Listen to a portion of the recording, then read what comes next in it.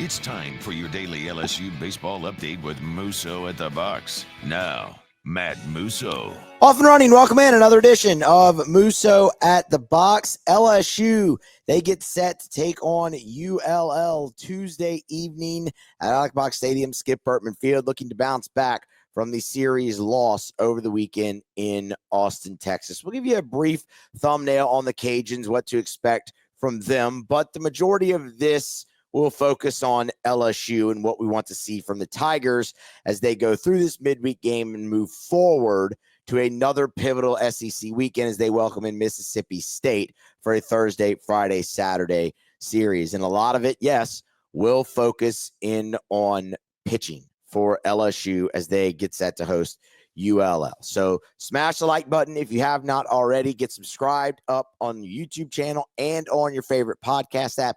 Just search Musso at the box. Hit subscribe. You can take the show with you wherever you go. Follow me on social media as well. And let's go ahead and let's dive right into it. Let's not just really further delay. We're presented by Gauntlet Light Installers, gauntletlights.com. We'll start. Brief overview. The Cajuns, they come in 11-13 overall on the season. They just took 2 out of 3 from South Alabama in Sun Belt play. At the plate, Cajuns hit 243 as a club, average just a little bit over 5 runs per game. Not overly powerful, but that's also not the game they play. We'll get into that here a little bit momentarily. On the mound, Cajuns come in, with a team ERA of 5.7, and they field 962 so far on the season as well. You compare and contrast that to LSU. Tigers come in hitting 337 as a team, pitching to a team ERA of 3.74, and LSU fielding 980 on the year. On paper, LSU clearly the superior team, but what challenges might ULL present? Well, we talked about the offense. Maybe not overly powerful, but that's not the game that they necessarily play, right? This is a team under Matt Deggs that, to steal a phrase or turn a phrase from Jay Johnson, their offense is chaotic. They like to create chaos. They like to put pressure on the opposition. That comes in the form of stolen bases, hit by pitches, free passes, all of that.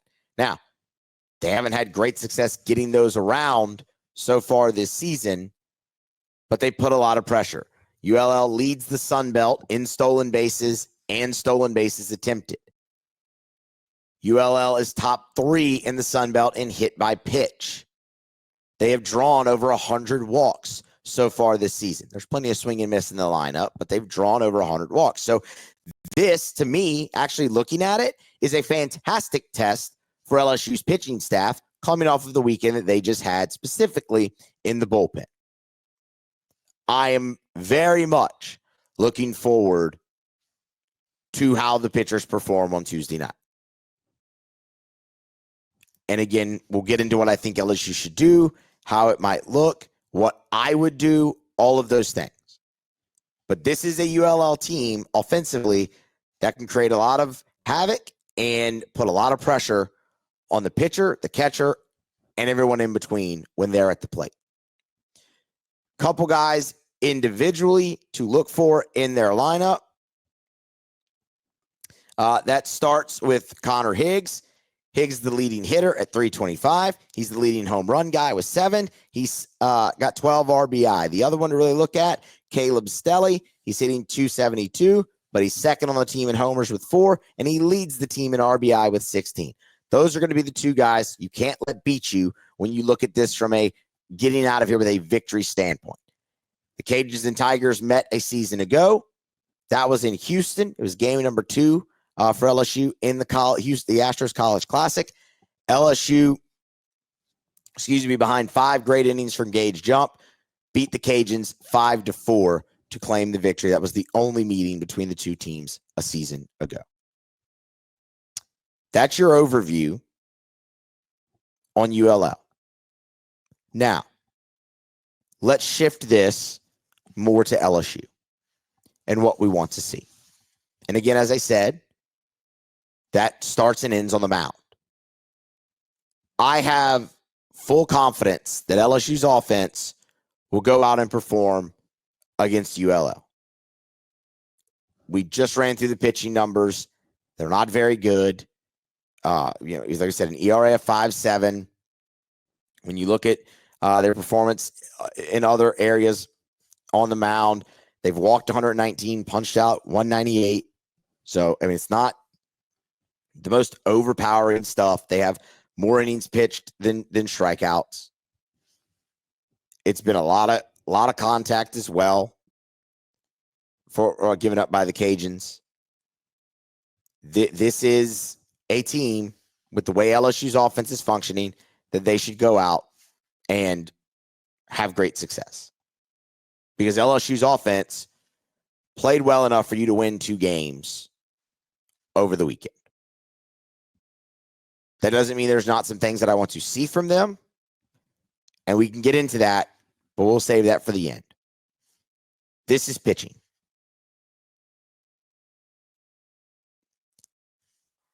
I'm fully expecting Jaden Newt to get the start for the second week in a row.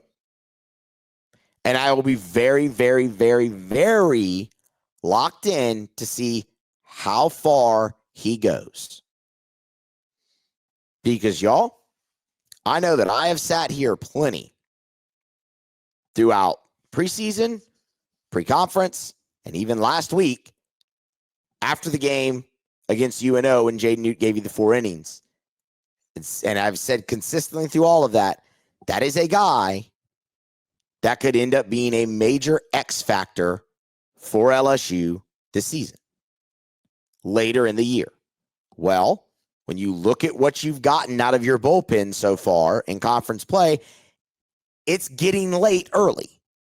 You need someone who can go out there and throw strikes. And that was a question mark with Jaden Newt. And there still are question marks with Jaden Newt. Not to rehash the whole story again, but remember, this is a kid from the West Coast. Ended up in LSU's class when Jay Johnson took the job in 2022. They got him through the draft. There was some injury concern, things of that nature. Ultimately, he shows up. He does have the injury. He goes, he has the surgery for it late. Jay Johnson has even said, given the time that he had the surgery, they knew they were probably losing 2 years from him. So he misses all of 2022. Excuse me. He misses all of 2023. They get him back, and maybe a little sooner than they should have. A year ago, he pitches 1 time, and it was in conference play, and he got lit up by Vanderbilt, and that was it. So you're looking at a guy in Jaden Newt right now who in his college career, while yes, it's his 3rd season with LSU, in his college career, Jaden Newt is sitting on 9 appearances. So he's still very raw. So yes, there's still a lot of question marks. But again, this is a guy who out of high school was thought to be a draft risk, who has the mid-90s heater, who has a very nice slider. He's got that sinker splitter deal that he works in as well. It's multiple pitches. And a week ago, he showed you we could throw him for strikes. But it goes deeper than just a week ago with Jaden Newt. The last 3 from Newt have been very, very good. And in one category in particular. And that's strikeout to walk ratio. So Jaden Newt, his last 3, North Alabama, Xavier, and of course the start against UNO a week ago. In those 3 outings, 7 total innings, he's given up 1 earned run. He has walked just 3 and struck out 11. 3 walks, 11 strikeouts. That'll do. Here is my hope, not only for Jaden Newt, but for the LSU pitching staff as a whole against ULL on Tuesday night. You want to give Jaden Newt 2 innings? Fine. Then get him out. If it were up to me, he'd pitch the first, and that would be it. And if he has any shred of the same success that he's had the last 3 outings, now going up against the team in ULL who is better than North Alabama, who is better than Xavier, who is better than UNO, who is a really good baseball program and regularly makes the tournament, it's time to see him on the weekend. because you need strikes out of your bullpen. And in the last 3 outings, Jaden Newt has given you strikes, albeit against the competition it's been. But if he does it again, it warrants an opportunity. And y'all, I'm not telling you that when Jaden Newt gets his opportunity on the weekend in SEC play, it's going to go flawless. Not what I'm telling you at all. In fact, he'll probably struggle because it'll really be his first. I mean, it'll be his second time, but really it'll be his first time. He's going to be facing a big step up in competition, but you have to see what you have there. The depth of this staff is supposed to be their strength. You have too much talent and too many guys to not put forth a formidable pitching staff. That is you have no excuse this season. None. You have to find the guys who can do it and then go let them do it. If Jaden Newt is successful here against ULL, it's time for him to get his shot on the weekend. Then you can figure out the role and what spot you want to put him in and all those things. But if it were up to me, he'd go 1 inning if it's clean and then go get set up for the weekend and make his SEC debut against Mississippi State. That's my hope for Jaden Newt. Here's my hope for the rest of the LSU staff. I want to see all of them. LSU has a really good chance to play 9 innings on Tuesday night. ULL should be good enough, should be competitive enough to where they do not get run ruled by LSU on Tuesday night. They should be. Not to say they will be. They should be. And if that's the case, you have a lot of opportunity to see a lot of guys. And again, you want to give Newt 2, that's fine. I would cap it there. And after that, give them to me. You know, Jay Johnson had the great quote on Off the Bench about William Schmidt being done. His Tuesdays are done for his career. And y'all, that's a great quote. Gets a lot of clicks, drives a lot of engagement, all those things. William Schmidt needs Tuesday night. Connor Ware needs Tuesday night. You have to get those guys back on the mound. Connor Binge needs it. Get him on the mound. Primo, get him back out on the mound. Rizzy, get him back out on the mound. You want to work some time in for Chandler Dorsey? Get him back out there. You want Myers to throw an inning? Get him back out there. You want Dalton Beck? Throw him out there. The only 2 people I don't care to see on Tuesday night from a bullpen perspective from LSU are Zach Cowan and Kason Evans. I want to see everybody else because here's the thing. They need the reps. They need the time. They need to keep working to improve and get better. For me, right now, when I look at William Schmidt and I look at his numbers through 2 SEC appearances and I see an inning and a third and 5 walks to 1 strikeout, it serves you as a team 0 value to hold him on a Tuesday and just have him ready to go on the weekend. Because clearly there are some things that need to be worked through there, and the only thing that's going to help them be worked through the most is mound time. So it's a great quote. It's a fun quote. It drives engagement, clicks, all those things. It's fun to talk about. It's fun to get excited about. He needs Tuesday night right now. Throwing. I want to see him on the mound. If this were up to me, I would take every single one of those guys that I just named, and I would let them throw 1 inning each. And if you win, you win. If you lose, you lose. I don't care. I care about the weekends. And all of those guys we just went through, they need more mound time. So if it were up to me, Newt would throw an inning, Schmidt would throw an inning, Ware would throw an inning, Rizzy would throw an inning, Myers would throw an inning, Binge would throw an inning, Primo would throw an inning. Right there, you're at 7. Give Dorsey an inning, give Cooper Williams an inning, that would give you 9. Get them all mound time, get them all work. Because you're searching. You're searching. Who can go out there and throw strikes?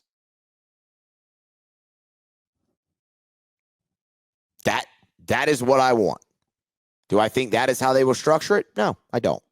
I don't. But that's what I want to see. And that's what I would see. Because the only thing that's going to help this improve is getting those guys on the mound in an actual game and getting them real mound time.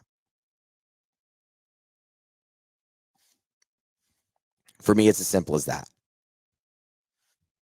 And you continue to work through it and see who you have. The other thing is, and we talked about this after the series, they have to change some roles up on the weekend too. It's time to let Anthony Ianson go and be the guy who he's been throughout the season, who gets stronger as the game goes along. Let's see if he can do it in conference play, because right now you have not allowed him to do that. And if he can get you some more length, that saves bullets in your bullpen. And I thought he pitched quite well against Texas. Quite well. So you're going to have to change up some things on the weekend too. But in order to get a more clear vision of how that potentially looks, all those guys need more mound time. Tuesday's a great opportunity for you to do that. Might make the game go a little bit longer because you're all these pitching changes. Might, do all those things that nobody really loves. But if it makes LSU better in the long run, who cares? Pitch them. All of them. Because they need it.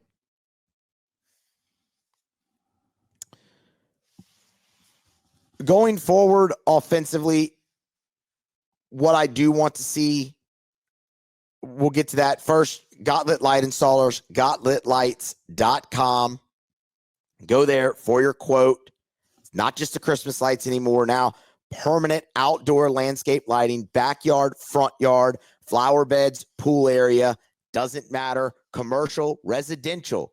Take the curb appeal of your space to the next level with Gauntlet Lights and their permanent outdoor landscape lighting. You're hosting an event, you need some temporary outdoor lighting, wedding reception, wedding itself, anniversary party, birthday party, gauntletlights.com. Temporary outdoor lighting for your private event, custom design, cut to fit, all the things that make them great with the Christmas lights. They're bringing into other lighting avenues here for you. Decorative wreaths for any time of the year. Gauntlet Light Installers. Gauntletlights.com for your quote. Tell them you heard it right here on Musso at the Box. Okay, offensively for LSU against the Cajuns. Y'all, I cannot be more pleased with what I've seen from LSU's offense. They were plenty good enough to win you 2 games this past weekend. You couldn't get it done because of the problems on the mound.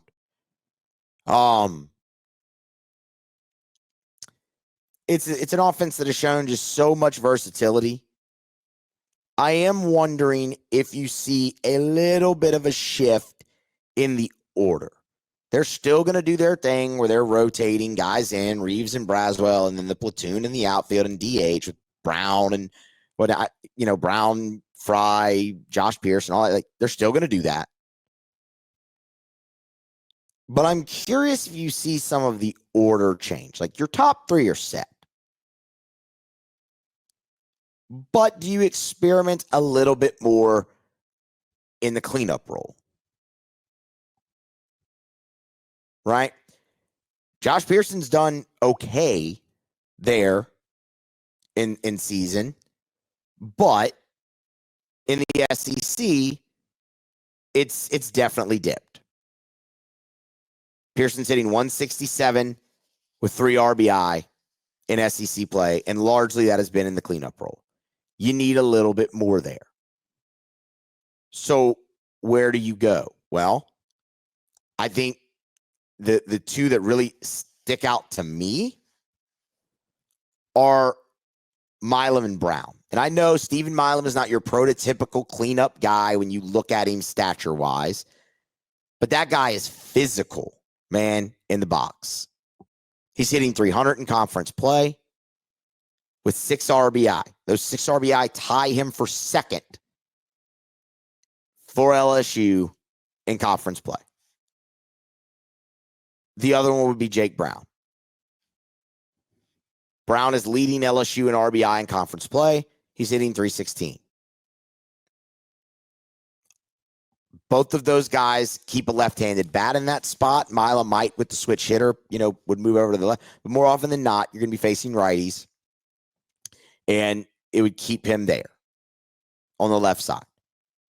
Those would be my two that I would suggest to you. That's the one spot kind of right now that I look at and I go, okay, can you change it up?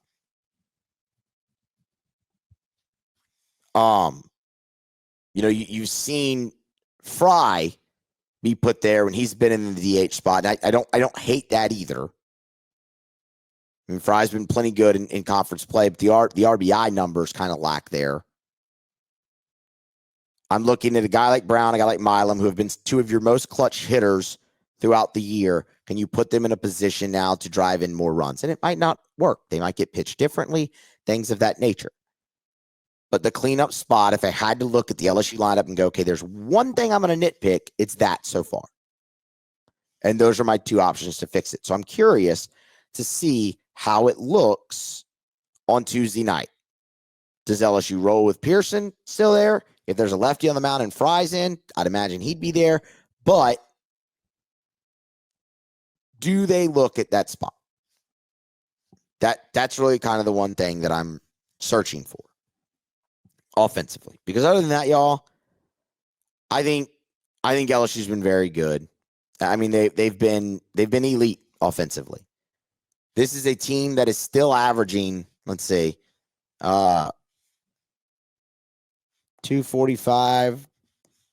They're still averaging 10 runs a game, 9.8, rounded up. 10 runs per game overall in the season. That's through 2 SEC weekends added in that as well. They're hitting .337. Like, they've been awesome. The power has started to come. Derek Curiel has been great at the top of your lineup. Jared Jones has been awesome. He's using all fields and hitting for power. You've scored with homers, with doubles, singles, squeeze bunts, sack flies. You've scored every way. Your base running, I think, has improved from where it was earlier in the year. You're still running yourself into some outs a little bit, but that's going to happen when you're aggressive. Top to bottom, LSU's offense has been the strength of the team. So I'm encouraged for them going forward and just to continue to watch them. But if there's one spot, it's the cleanup spot. Let's see what they do with it. Tuesday could be quite telling where they plan to go with that spot going forward. All right. That is going to wrap it up. Y'all smash the like button. Get subscribed up on the YouTube channel. Get subscribed up on your favorite podcast app. Take the show with you wherever you may go. Follow me on social media as well. This has been Musso at the Box, presented by Gauntlet Light Installers. Be here next time for more.